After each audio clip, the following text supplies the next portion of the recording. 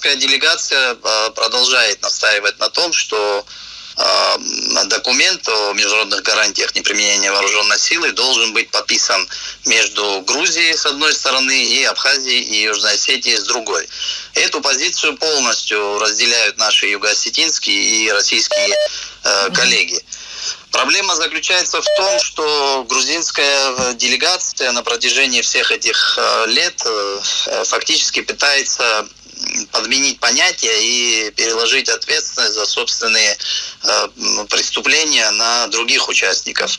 Ну, например, представители Грузии отказываются подписывать этот юридически обязывающий документ о мире с Абхазией и Южной Осетией и настаивают на необходимости подписания подобного соглашения между Грузией и Россией, пытаясь тем самым придать существующим противоречиям российско-грузинский контекст. Ну, с такой трактовкой событий категорически не согласны делегации Абхазии, Южной Осетии и России.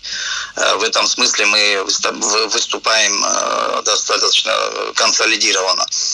А вот подобная разность и противоречивость подходов, к сожалению, препятствует решению существующих проблем и не позволяет приступить к полноценному обсуждению документа о международных гарантиях неприменения силы.